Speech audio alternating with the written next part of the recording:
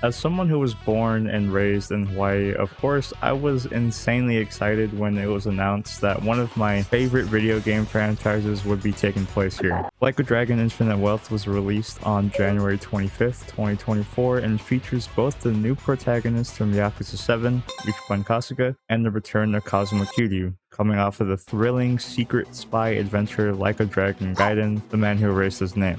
Long ass title. To catch you up to speed, since Kiryu faked his death in 6, he has been doing secret jobs under a different identity to keep his family back in Okinawa safe, and he's been up to a bunch of different hijinks since then. The game is split between these two characters, with Ichiban's story mostly taking place in Hawaii. Another aspect of this that's so exciting is that this is actually the first Like a Dragon game to take place in America at all. A lot of people from Japan actually visit here, and there are some climate and cultural connections between Japan and Hawaii. So of course, it's a little bit different than describing Hawaii as just America, because America does have so many different states and different cultures. Still, it's pretty fun to see such a wildly different perspective. There's actually a lot of English speakers in the game. I played the Japanese dub, though some of the less important characters actually had English-speaking voice actors. Interestingly, they had a lot of the Japanese voice actors speak broken English, like some of the older Yakuza games. Okay, got it.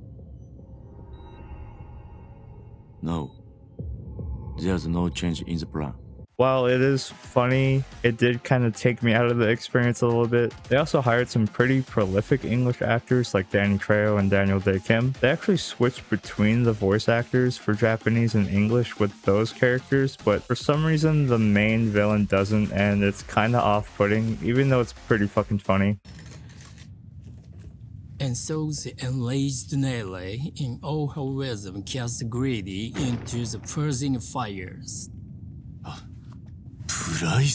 Now, of course, Ryuga Gotoku is a Japanese dev team, so their perspective and take on Hawaii is very much a tourist perspective. The overall layout of Waikiki is familiar, but still a little different here and there, with how they added things like Little Japan or putting Matsumoto Shave Ice in here, even though it's on the other side of the island in real life. It's nice to see what they took inspiration for and the different interesting places that they took notice of, even though it's mostly Honolulu. I like that they still had some grimy areas. While it's not, sectioned off areas of the island only for gangs, there can be some sus areas of Hawaii. I think they actually had some pretty meaningful insight on the homelessness problem that we have here on the island. There was a couple lines on how that some homeless folk are sent here from other states, or how some people travel here on the last paycheck to try to turn their life around, and it just doesn't work. It was kind of cool to see this perspective on the homelessness issue. My dad actually is a social worker, and I have heard some stories like this, and it is something that local people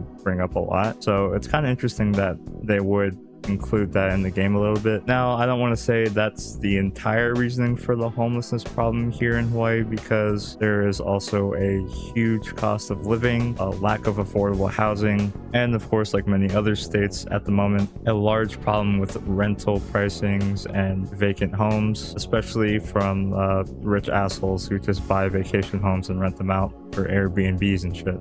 That wasn't like the main point of the game, but it is kind of cool that they touched upon it. I wouldn't expect any Japanese-led dev team visiting Hawaii to have much other perspective than the tourist one, but it was still nice to see. There's also things that seem very tourist-oriented, like fire dancing or service workers saying aloha to you like every 5 seconds. Now, I'm not Hawaiian myself. I don't want to speak on cultural aspect of it to native Hawaiians and stuff, but the Geo dancer class or the pyro doing like these guttural grunts is kind of off-putting. I do think it just comes from like a naive perspective rather than a malicious one, but I just thought it'd be worth bringing up anyway. That kind of stuff is there to outwardly promote tourist visiting and has to do with how our state is perceived from outsiders. That's not to say that there isn't any good representation of local culture in this game. It was actually really nice to see like random NPCs speak Pidgin.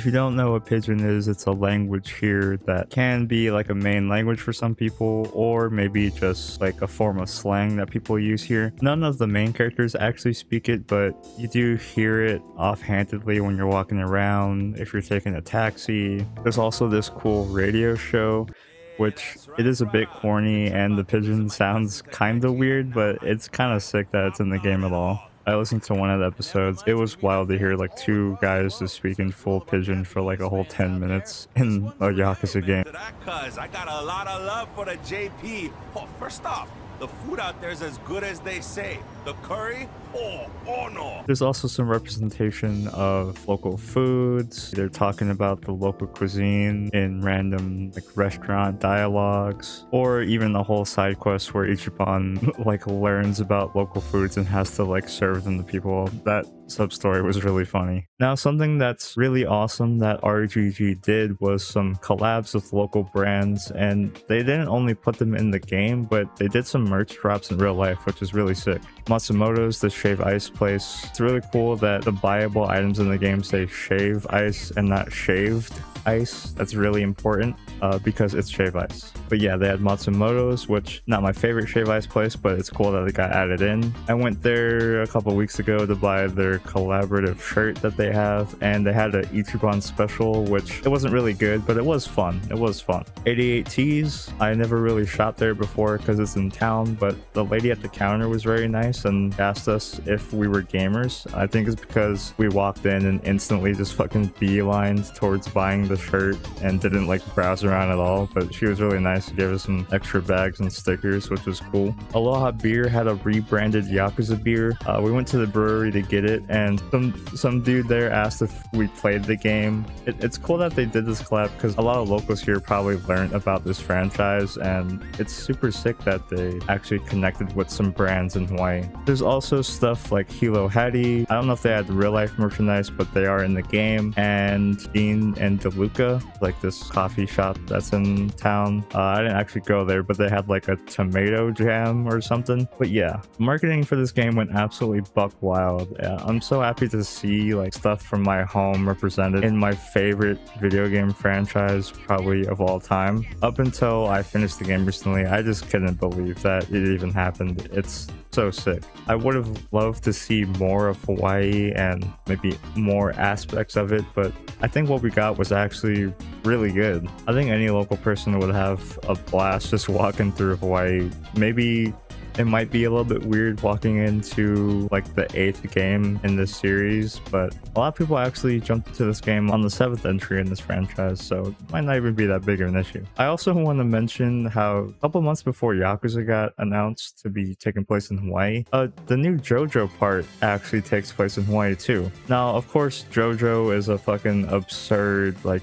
abstract ass story, and the fact that it takes place in Hawaii isn't like the main focus. It's more of like a set piece, but Araki always does this funny thing where he brings up random facts or random locations. Like I think they had McKinley High School and shit like that. The main crew right now has actually been in between Oahu and Big Island. This is really sick. There's also small things I noticed while reading, like the main character Jodio eating a lokomoko, or panels that seem like an illustration of a picture Araki took with the rail and all these trucks driving around. It just warms my little heart to see these Japanese franchises I love so much take so much inspiration from the place that I live. I love JoJo and Yakuza. It's really fun to see. I kind of doubt that RGG would reuse the Hawaii map for a future game. It's probably a one-time thing, but I forgot to mention that Ichiban's actually half Hawaiian. So, you know, maybe we will return to Hawaii, but I kind of doubt it. Especially with how massive the fucking party is now. I don't think we can just lug everyone around all the time. But JoJo Part 9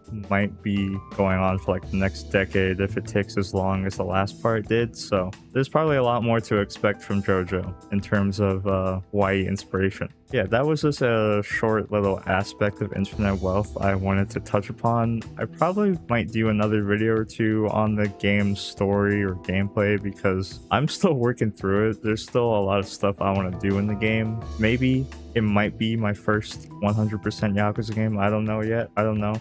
I want to, but there's so many fucking games to play now. Please like and subscribe or become a member.